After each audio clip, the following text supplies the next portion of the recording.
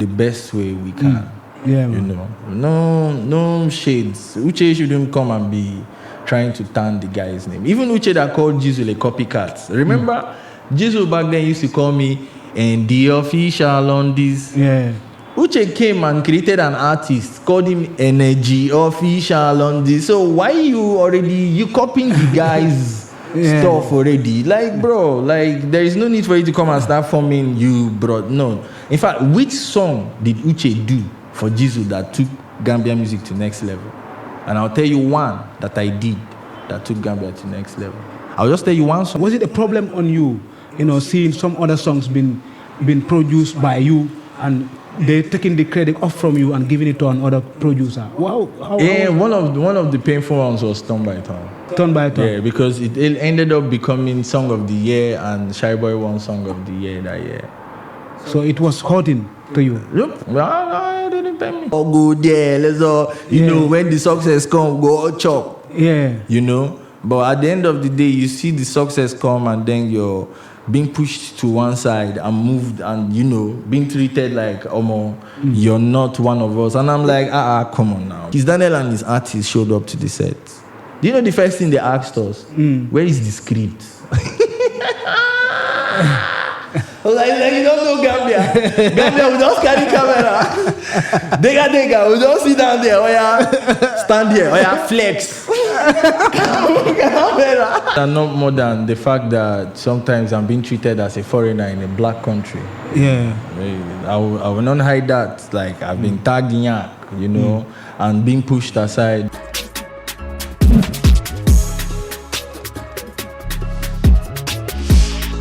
Yeah, to all the viewers that are watching this show right now, this is Lura, the Ultimate Boss. Today on the Ultimate Podcast, I'm so honored and I'm so grateful to have one of the finest producer that has been upgrading Gambian music from the beginnings, from the 2000s up to date. This man has been working so hard with Gambian artists to get Gambian music to this level where it is right now. So I'm so honored to have Endi official in the building. Endi official. To make it known to you guys, Endi has been producing a lot of songs like Alaji, a popular song from Jizzle, Alaji. He has been producing the songs of Finally. That Finally album, he produced a lot of songs from that album. To make him known to the Gambian public, this is the producer behind a lot of songs and a lot of Afrobeat songs and Amapiano songs in the Gambian music industry. Endi is here to share his journey, his experience, his life, music career to y'all. So, Endi, I want to say welcome to the Ultimate Podcast. It's an honor for you to be on the podcast, to have you here. So you can greet your fans and let's start the conversation, bro. All right. Thank you so much, Lura. Thank you, Ultimate Media. Thank you, Gambia. Thank you, Africa. Niger, your boy Dale, Endi official on this. Yes, thank you so much for having me. Your introduction, Endi official. What is your biological name? My name is Nnamdi Anyam Ododo. Okay. Yeah, I'm born and brought up in Nigeria. Nigeria, which side in Nigeria? I'm Igbo, but from the Igbo tribe. Okay. Yeah. Igbo Kwenu. Mashallah. Yeah. Let's talk about your music. Before your music, let's talk about your childhood first of all, because in this podcast we just want to have the artist come and talk about his bio, before he get into music and before the artist get into music. We want a little, information from the artist, because many people there is an inspiration behind your journey. So we want to talk about your childhood first before we get into your journey. My childhood, I would say my childhood has been influenced by a lot of things. Okay. Like my parents and where I grew up in Nigeria, starting from little, I was shown music, And funny enough, my dad is somebody who always likes to buy CDs, and he was always buying. Just from my dad, I saw Tupac, R. Kelly, so many people were just pushed into my face. But the weird thing now is my dad is a medical doctor, right? And my mom too is a doctor. So they wanted me to be a doctor, right? Masha. And actually that's what I came to Gambia to do. I came to study medicine in the American University. Okay. Yeah, they spent like over $30,000 to make sure I finished medical school, but music was something I wanted to do. So I always told them, see, I want to be a musician. But they were like, there is no school for you to study music in Africa because back then they didn't have music production schools and all that facilities. Technology. Yeah, back then. So they were like, okay, fine, you can finish medical school and then you now decide to do whatever you want to do with your talent. And I can say it's been good so far. So right now they are also trying to support me to study music production to professional level. Yeah, because it's one thing to learn it by yourself, then it's another thing to go professional with it. So since then, and that's why I've been low-key in the industry, because they've been paying online schools for me. It cost a lot to actually learn mixing and mastering, because if you notice, there is this interview I just dropped with Dels where they talked about my mixing and mastering. I've gotten to that place where, because I've been studying it for a few years now, since 2022. So I've spent 2 years studying it now. So that's why I laid off. You're doing great now, huh? Yeah. So hopefully the artists need to check you out, man. Yeah, the ones that have been checking me out. 2023, I mixed Jalimadi's EP. The Jelen, I mixed it. Sugar last year I mixed, because now I'm no just longer Endi the beat maker. I'm going into the engineering parts and the sound, because I saw these are the things where these international countries are better than us here. Because in 2022 I took a job as a DJ. Now that job was to expose me to what music and different sounds of music. So every day I was in Gambia, I was DJing. To get to know the sound. So I always had my studio headphones. So I would listen to them. I would listen to how they are mixing. I would play Senegalese music. Even when everybody will leave the club, just a few hours before I leave, I will play Senegalese music. I'll go and listen to the speaker. I'll look at, this is how their kick is coming out. I'll go and listen to Gambia music. I'll be like, this is where we are lacking it. Sometimes it's not actually about the artist. It's about the output. It's just like you can understand this better. In the sense of, I tell most of my artists or people around me, like, see, these people are using iPhone 16 technology to produce their music. Gambia, we are using iPhone 8. We can our technology towards the entertainment industry is way backward. And these are the things the artists who have actually advanced should invest on, instead of drips. Drips come, it's part of the game, but what technology are you using to bring yourself out to sound like Davido? Most of us are using cracked FL Studio. And from doing the production classes, I learned that when you use these cracked softwares, it's like using a demo. You're not using the original software. The original. So even if you gather all the downloaded fake cheat plugins and you put it there, you will never get the same results as the person who bought the software and is using it correctly. I'm not saying that we're not using it correctly. We are. Look at the music that has come from 2017 till now. It's been a huge bang, like gradual growth, seeing all these people come from nobody to somebody and hearing them evolve within sounds in Africa. It's really encouraging. And I would say for Gambia, I actually see a future where it is possible to create that artist as big as Davido. Nah, I'm telling you, it's possible. We cannot rule out possibilities. Now, okay, look at the road, for instance. Every time I get on this new road they just finished from the airport, I remember 2017, how small the road was. And now the road has expanded.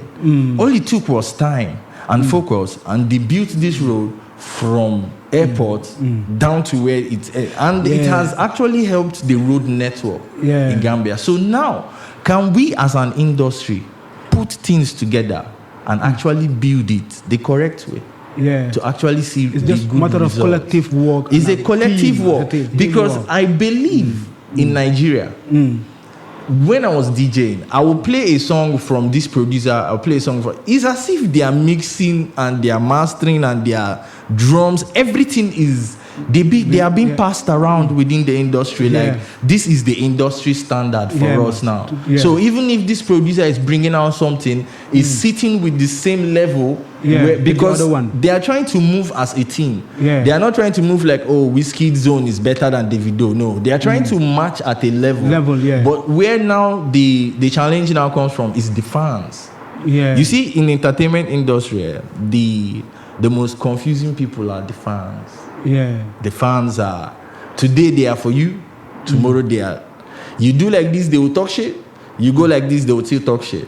So it's a matter of being focused and understanding and knowing your goal. Your journey. This is what I want to get to. Want to achieve. And focus on that. It seems like you gonna join the debate on Dada's conversation, that we can reach Davido's level, and which makes a very genuine question to be asking to many producers like you guys.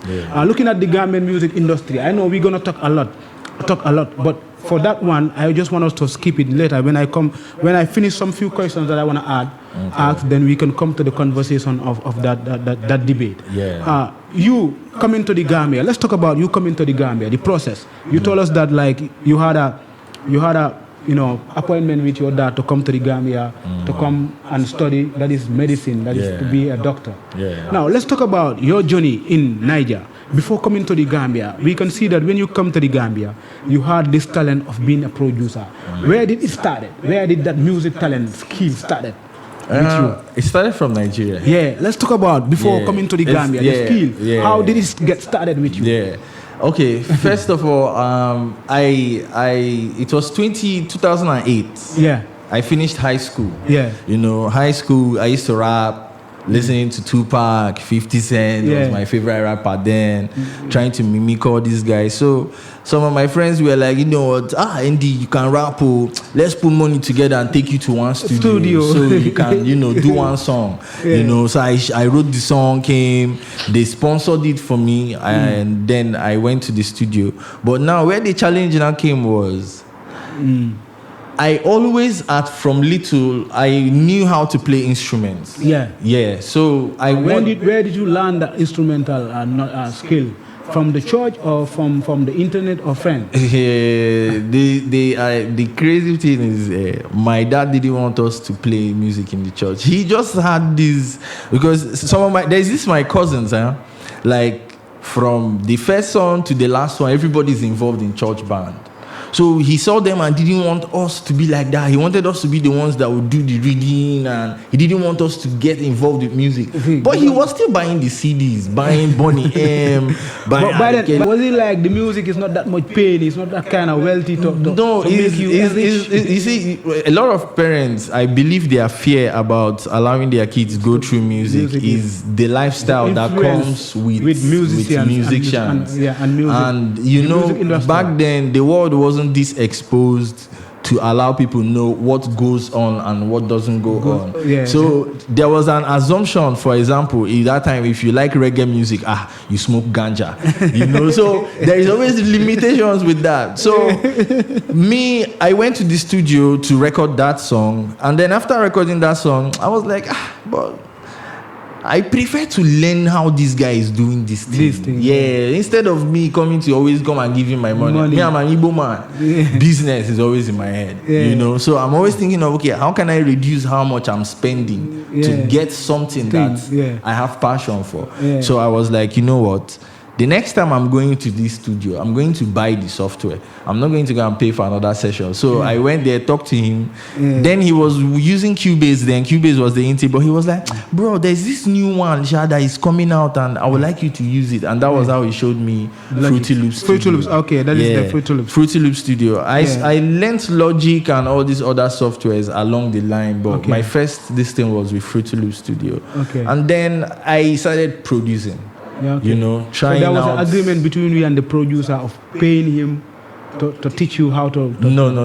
It was just a friendly. I just met him. I was like, bro, I don't want to record song today, but I want to buy this software you're using to record music. He was like, And he now called this, the amount of money he told me to bring for the software was as much as paying for a new song. And I was like, okay, fine, I will gamble it. Instead of me recording another song, I would rather learn to prepare for where my future wants to go. That sounds good. It sounds good.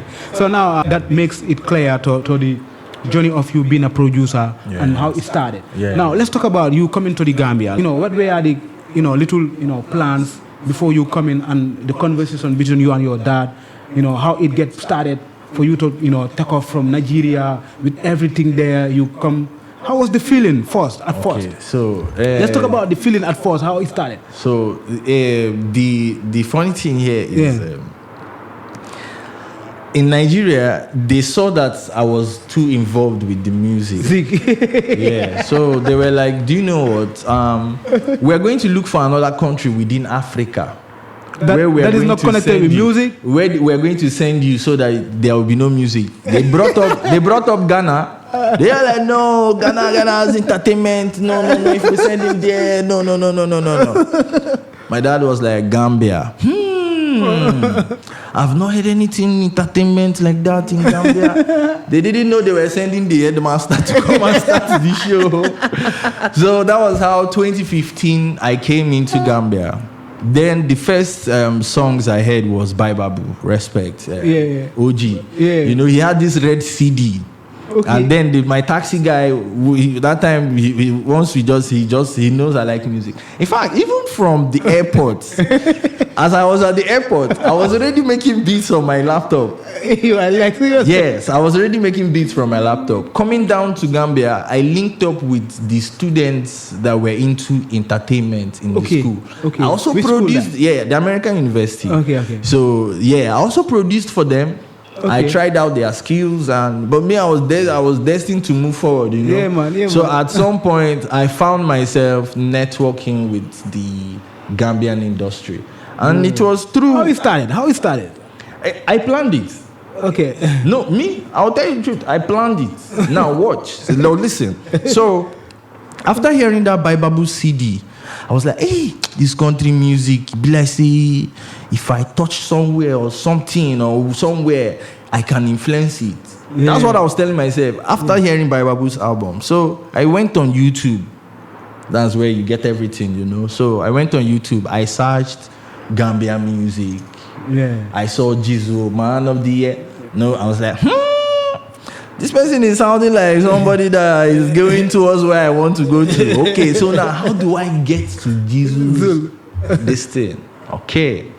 Then I linked up with one female friend of mine, Shanta, shout out. So I was like, do you know this artist? He was like, no, I don't know this. I know him, but I don't know him personally. But I think I know one girl he likes. I'll get his number from the girl. That was it. It's simple. Yeah. He got Jesus' number. That was before he got married, though. This was a long time ago. Okay. So then she now gave me the guy's number. I text him on WhatsApp. That day he was even at Rios. He was like, yeah, I'm at Rios, blah, blah, blah. Okay, send me some stuff. I sent him stuff. Then I was staying in Senegambia. He was like, and you're in Gambia?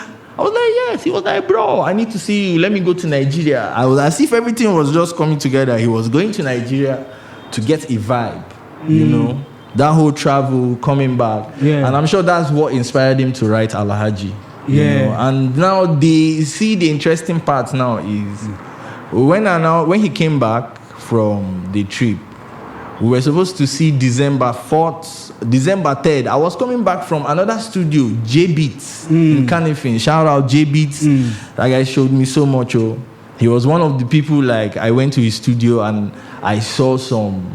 I was like, yes, this is. J Beats, he has been there for so long, man. He's an OG. He's an OG. Shout out J Beats. He's been there for so long, man. Yeah, J Beats, Dream City Music. He's been dropping beats on IG on YouTube. He has produced some big artists like Sizzler. He's a legend here. So then I was coming out from his studio and then I was working with him. He was kind of teaching me in some way, but it's not like it was an agreement between me and him. Yeah, man. I was always spending time at his studio, and he saw me as this kid has talent. He just needs to know that experience. And he had the exposure from working with even G as at then. Yeah. So he had some exposure. So coming back that day, I now called this guy, Jizzle, say, guy, how far away you there? He said, I'm at turntable. I said, they come.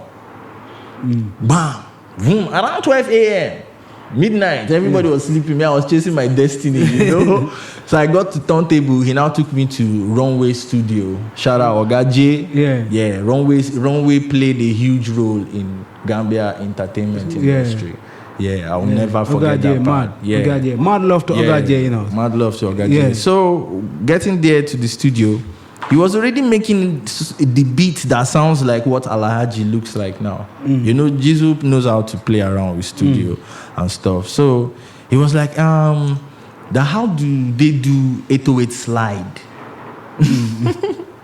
I just told you, okay. Merely he heard it. He was like, okay, sit down. He was like, sit down. And then he stood up and went to the microphone. I still have the demo vocal of Alhaji till today. So we did the demo. Then you see the funny thing. Then they now took me to Hakeem. Hakeem Sonland. That was another person I was watching on YouTube. I was seeing how he influenced. I did my research. Before going into the industry. Before I met Baibabu or G, I already knew who they were. So when I met them, I knew I would not take this opportunity for granted. So every song I was doing back then was a statement. G featuring Jizzle and Villain. Standard. You know, bad man, look up the. I knew when G came inside, I knew, bro, this is not joke thing, man. You have to give him a banger. So once he goes, so that was everybody, even when Aya from Nobles came, Anto mi fala.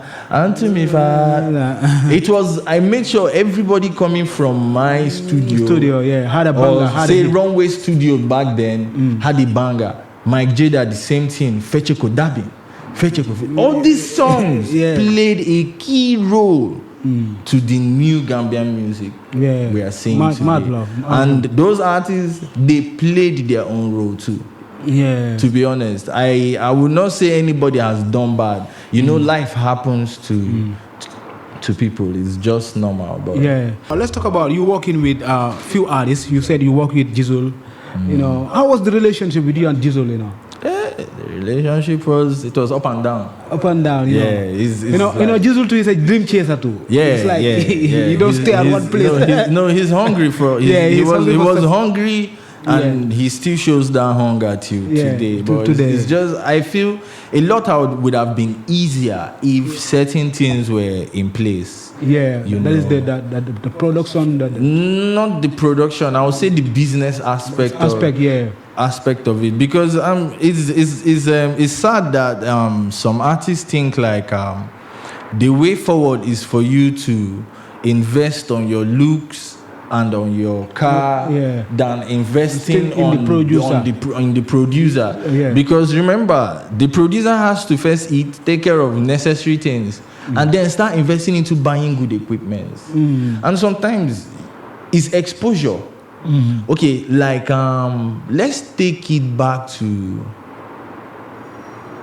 when Karabalik came from Senegal to come and work in Gambia. He did that balling song. Do you know there is a behind story of that song? Do you know that after Karabalik left, Jizzle brought that song to me? I was like, guy, I need you to touch this song. It's not sounding like, but he's Karabalik from Senegal, you know. But still, he knew that Endi can take this song to where it's supposed to be. That's that Diamo. The one Diamo say after I did it, he was really happy that I influenced that song. But they wrote it produced by Karabalik. It's just like Turn by Turn. It was done in my house, in my studio, but you saw they produced by Shyboy. Yes. So a lot of these songs, sometimes I'm not the front man, but I like to be there to say, okay, this is my own preview. This is my own concept to it. If you go like this, if you go like this. And a lot of them have not failed me. Just have not failed going through that stage. Just like this song, Sesungom did with Wale Sek. Did you know that song? We recorded that song with Shyboy. That song had a different version. Yeah. Now, it was time for Wale to be on the song. That song had an Afro feeling. They came, Hakim called me, took the files, they added Sabar, they added different sounds, and they changed the dynamics of the sound. Yeah, but they would not know is Endi had an influence on that. But you know me, I'm not about that whole this. I just make sure whenever the opportunity comes for me to make an impact, I make sure I make an impact. That's it. Awesome. So shout outs to Endi official making things clear to the public, you know. And those are some few challenges you face, like you're talking about right now. Like, was it a problem on you, you know, seeing some other songs been produced by you and they taking the credit off from you and giving it to another producer? Wow. One of the painful ones was Turn by Turn. Turn by Turn. Yeah, because it ended up becoming Song of the Year, and Shyboy won Song of the Year that year. So it was hurting to you? Look, no, it didn't pain me. nothing pains me that much. You know, I just. So how was it like you and Jizzle, like the conversation, like getting to that level whereby he took the credit and gave it to Shyboy?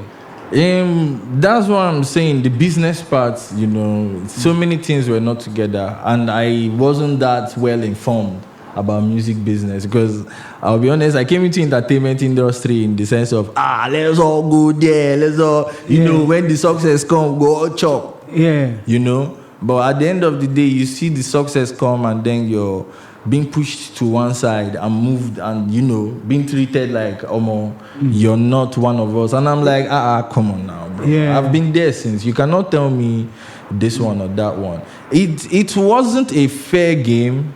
But I learned my lessons from it to protect what is mine.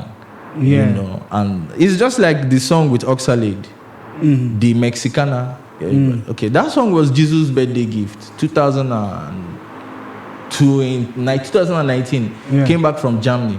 He was like, guy, how far now? You get anything for me for birthday gift now? My birthday. I was like, you want the instrumental? No, not the instrumental. The song. The song itself. Yeah, because I had my own version of when I make these beats, I put this thing. I told him, guy, listen to this. Yeah, he was like, how far now? I was like, guy, you like him?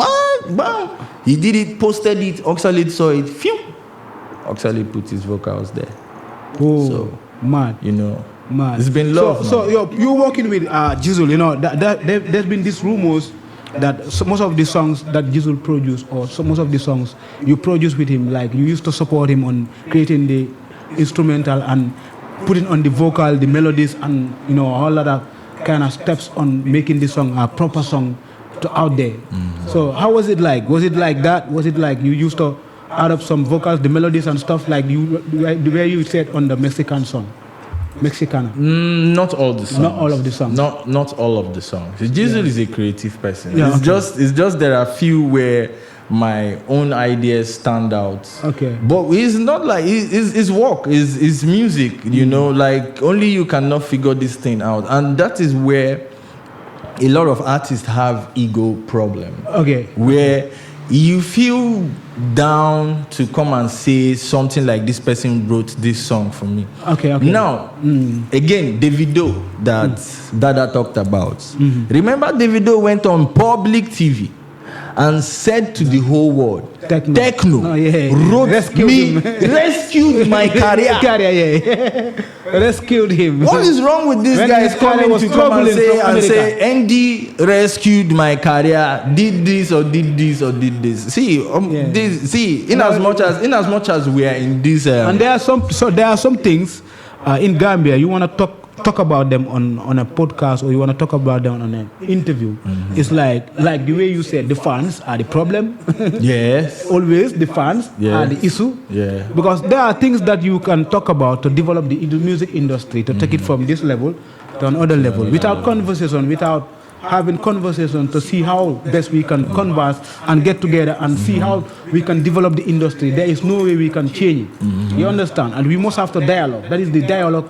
Talk about our mistakes, talk about the things that are affecting us, talk about a way forward on how to get to that level. You understand? If we cannot talk about them, we only talk about good things about us. We only talk about the positive things. And that is like the only things that artists want to hear. There is no way we can get from number 1 to number 2 to number 3 and get to that level where we are seeing Davido, where we are seeing Wizkid. I think we first have to, talk about our mistakes.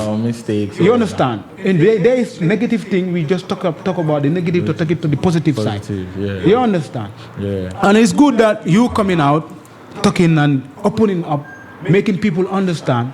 There are things that the public don't even know. They don't even understand. Yeah. You understand? So, a big congrats to you. So, let's talk about your music career in the Gambia. The thing is, in the Gambia industry, right? I would not say I am putting my music inside Gambia music industry per se, but I am trying to be the artist inside Gambia that exported his music to Nigeria, and from Nigeria he's able to penetrate other countries. Just like this, my song in 2023, I dropped the song Osundi, Endi, Osundi. So the kids in my neighborhood in Sanchaba, they always sing the song because they were involved in the music video, right, and everything. And then only for them one day to call me, hey, Endi, come, Osundi, listen, the video sang, Osundi, Endi, Endi. They were like, are you serious? Is it your song? And I was like, because you see that my album, it played on the number 1 radio station in Nigeria for months. Wazobia FM is there on my Instagram. They can check it. Evidence. The same year, that's this year, Joe Boy also sampled my song. Osadebe or Sunday. Really? Yes. And so you cannot tell me right now, my major promoter in Nigeria is DJ Esiano. Shout out DJ Esiano. That's 30G's DJ. I've from here built a network with the support of my team, my manager, Royal, shout out. We've been able to build a team where I'm being able to sell reasonable music from Gambia into Nigeria. Okay. And in every interview I've done some on-air interviews, promo interviews. They are always referring to Endi from Gambia, worked with Jizzle. I'm always including everybody's name because they will play a key role when we get to that industry. Yeah. Because I cannot say it's not possible. Like I said, anything is possible. It's just a matter of determination. But I still understand the whole idea of infrastructure. And you cannot say infrastructure is not there when we have basic things that can make the infrastructure better. Like I'm investing on proper studio gears.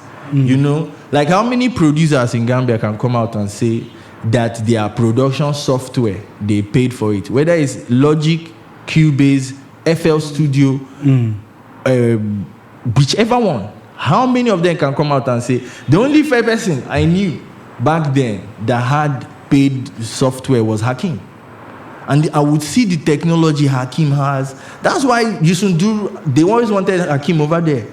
And that's the problem with Gambia. We have lost most of our important assets that came into the industry that played very huge role, like Hakim. So get the music where it is. No, there are some people they should hold tight to. That's why you see little kid, you come, you diss somebody older. Do you know for me why ST? I still love ST's sound till today. ST still works with NFU. Yeah, because he knows his sound. He knows that he NFU followed up his sound. It's not like you didn't practice or play around with other people. His last song, Dua, it was NFU. And it's a big song, so we can, he has a portfolio. It's just like Eminem tells you, I have a catalog with Dr. Dre. He has a catalog of sound evolving from where he started to now. is with one movement, one team, one sound, creating that uniqueness. Go and check this song, Blow My Mind with Davido and Chris Brown. Is Davido's producer that is producing it. Yeah. Now let's ask our Gambian artists, their international collabos, the few that they've had. They are going out of their producers going to other producers to go and, do you think that producer cares about you? It's just like something Aya came on in Facebook one day. It was like Gambian promoters, they know that they can pay these same Gambian artists $50,000 or $30,000 to fill up the QCT that. But the guy, you were here and your management paid Phantom, Burna Boy's producer, $15,000. What happened? Now he's back to working with J-Life. Imagine you put that money to J-Life's career there. J-Life would have better equipment. Equipment that if you record your voice today, it sounds like the Davido. And that is the problem. A lot of artists will come and tell me when they will say, Endi, mix this song. I want it to sound like this Davido song. I'm like, bro, you're paying $4,000, $5,000, and then you're comparing your song to be a song they are spending $5,000 on. You cannot balance it out. The whole production and the whole software that goes to even the songwriting. Let's go back to the basic. You think these guys don't have songwriters? Go check their credits. They give credits to their songwriters. It's an industry. Yeah, you are claiming a lot that is rightfully on. I had an experience with Kiss Daniel when he came here. So I had a song with Kiss Daniel's artist, right? We were to go and do the video. We arranged the set. Pamatawage, shout out. He came. We rented the better. We did everything. We went on our A game. Kiss Daniel and his artist showed up to the set. Do you know the first thing they asked us? Where is the script? I was like, you don't know Gambia. Gambia, we just carry camera. Dega, we don't sit down there. Stand here. Flex. Camera. I was like, where is the script? Okay, what's my artist supposed to do on the set? And they were like, see, this doesn't look professional. That you know what we should do? We should come back to their hotel with the studio set up. Let them just do a visualizer of when we recorded the song and use it to promote the song. If I want a music video, I should come down to Nigeria. I showed Kiss Daniel one of my videos now. He watched it. He asked me how much is the video. I know, like me, I hypo. I tell him, I cannot find my hand. So it was like, okay, let's say the video was 25 grand there. I told him it was 50 grand. The guy still laughed me. Say his cheapest video is ranging $200,000. I was like, what? I was like, yeah. And he even showed me the song. And the song, if you see the video, it was that one that came out from this thing holding rainwater with the umbrella. Yeah. These guys are investing heavily. And they are moving with a brand that allows investors to go. Have you seen any Davido music video? You will see niggas in the back doing hand like this. Just on one Gambian music video, niggas at the back. See, you're trying to sell to a wider audience that they need, as in they need to see reason to put money on you.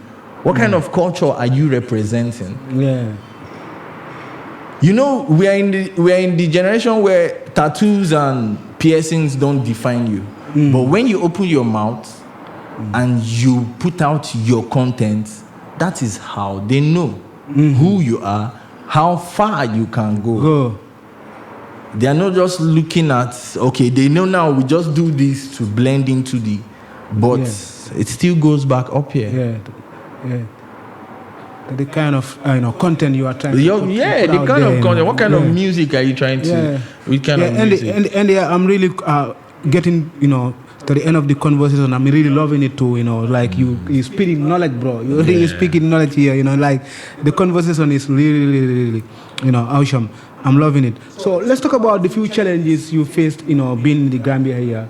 Like you've mentioned some of them. So can you still, talk to us about some challenges? The challenges are not more than the fact that sometimes I'm being treated as a foreigner in a black country. Yeah. I will not hide that. Like I've been tagged in yak, and being pushed aside. But nevertheless, I still believe. Push aside on which side? That is like credits my like being ignored. Like this guy never played the role. I see a lot of people that come, and do you know one problem I've had now in Gambia industry is a lot of people mistake me for Uchee. Oh yes. Yes, it happens a lot. Yeah. I've gone out, people see me and they call me Uchee. And sometimes Uchee tells me they see him and they call him Endi. So it is what it is. But I keep telling them, Endi has a tattoo on his arm. Uchee does not have a tattoo on his arm. And all that. So it's just the little challenges, but it's all right. I still have my role to play in the industry. Yeah. And so how far now? How far with your studio, your production? You've been working with Sugar. You are into more amapiano drops. Can you tell us the few hit songs you produced for the last 2 years from 2023 to up to date? Like, how far with the artists them, like? Okay, one of the artists you met me with was Bella. Yes. Bella's family didn't want her to do music. So she left it. And so she left it. So after that, I took a while. I've not really produced any artist under my own brand, but I still get, Endi come and help me out with this or that. But like I said, the key ones are like Jalimadi. There is this song I produced, Kelata Lole Dinyata. The song was challenging because I had to go bring marimba players. I tried to create, my own style of the Gambia and Bala sound. And then there's Iconic too. I worked with Iconic. Shout out Iconic. Sugar. Yeah, he told me about it. Like when the time he was working on his album, I don't know, the EP. The latest EP he dropped. Yeah. He told me about it. Sugar too told me about. But I'm just basically working with the new young ones. Young ones. So how far now? What is your next target? What is the plans? With your music side of journey. What are the few things you are doing? To get to the people in the Gambia here, so that people can get connected. I just recently dropped a collaboration with an American artist. Okay. Yeah. Shout out to my guy Sai. He's a Gambian. He's on YouTube. Big things. He's a Gambian, brought up here. He traveled. So when he traveled, he was still showing my music to people he met. So he was opportunity to meet this big artist over there. He was like, look at my guy. And the guy is trying to get into Afrobeat because Afrobeat is now big over there. That they are on regular sending Europeans and Americans to Africa to learn Afrobeat. Okay. Don't be surprised, in the next 20 years, we will be buying Afrobeat from them. What have we given out there that they've not sold back to us? They will send it back to us. So it seems like they are sending their kids to Nigeria to learn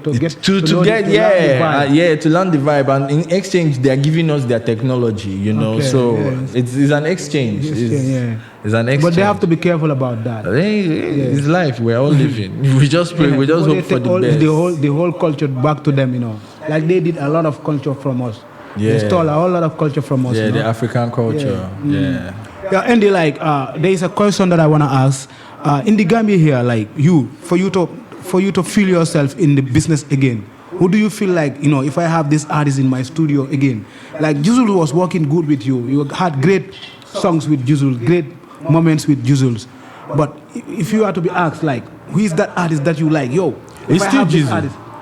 Jizzle, it's still Jizzle. Yeah. Because to be honest, I've not seen anybody that in Gambia that can carry that crown.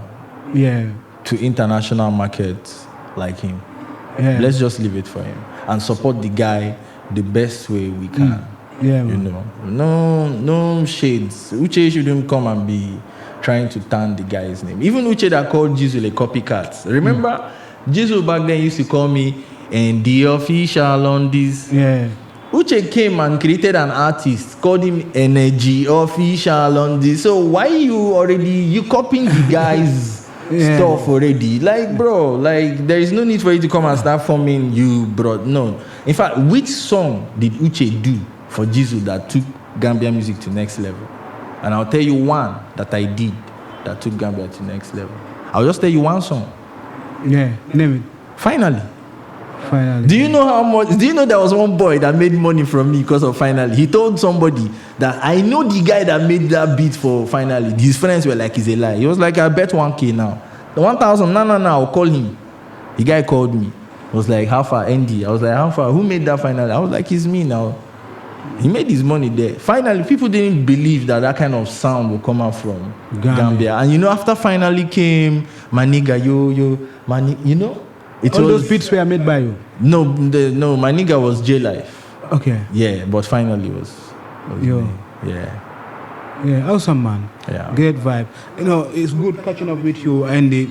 Like, it's a great conversation. And to all the people that are watching the podcast, I want you to watch this and listen with your minds. You know, we are not trying to put nobody in seats. This is about music industry, the Gambian music industry. This guy here needs to talk to the people so that people can know his stand and where he was standing for Gambian music, you know. Which he said that so many artists has been neglecting him, trying to put him on the sideline, like he is not part of the business. Like he never did nothing for the business. That's why he's talking and let the people understand that he's been part of the business and he's been part of the development of Gambian music, which brought the music industry to this level. Which I talk to many people and always say this, like the Gambian artists, most of the time we need to be grateful to each other. Like we have to give credit to each other. If I have done something to you that at least lift you up, when you sit down in an interview or sometimes you just have to, you know, just speak out. You know, speaking out can help that person even blow his career. You understand? Yes. Working, you know, you saying that I've been working with this Endi, you know, just shout out. Just one shout out can change Endi's life, man. Because there are people that are searching for a producer like Endi, but without the exposure, without the marketing of Endi, there is nobody that can know that Endi can do stuff like that. So now let's talk about working with you in the studio. How is it like working with you? Before you finalize. Working with me is are you still available for Gambian Afrobeat artists that are watching the kids? No, the young not right now. Not right now, because I'm still trying to finish up my studies. But if you call me for mixing this, I would just sit down at home and do the mixing. Like, Okay. Definitely. I appreciate that. I also want to appreciate you. You know, you made my first music video. 10 years challenge. It was a 10-year song. Like I was said, a challenge too. I was like in 10 years from 2019. Another 10 years that I want to see everybody. And so far, brother, I appreciate what you've done. As Ultimate Media. It was still the passion that I had for the game and still. You still have the passion. I still see you on almost every show, every day. Getting that's the same energy we are trying to deliver to the people out there. You know? Who knows, you know. Talk is cheap, you know. Talk is cheap. You don't need to talk all, you know. It's the work. Let's just keep pushing, you know. I know we're gonna get to that level, you know. Inshallah. You know, thank you, Endi. It's a pleasure having you. Thank you so much. And I'm so grateful, you know. You know, you are not a little boy in the business. Let them know, say, yo, you are big. Endi official on this. Thank you so much, Endi. Thank you so much. Hopefully, we are gonna catch up later, you know. No problem. Thank you so much for having me.